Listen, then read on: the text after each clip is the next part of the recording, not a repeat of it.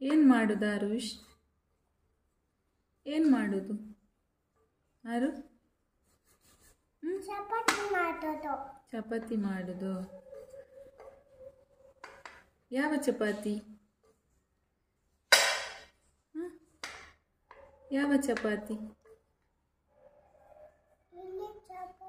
Millet chapati, methi chapati. ಯಾರಿಗದು? ಯಾರಿಗೆ? ಆರುಷಿಗ? ಕಾವಲಿ ಬೋಡೆ? ಕಾಯವನಲ್ಲ ಬೋಡೆ ದಾಯಕ್ ಕಾವಲಿ.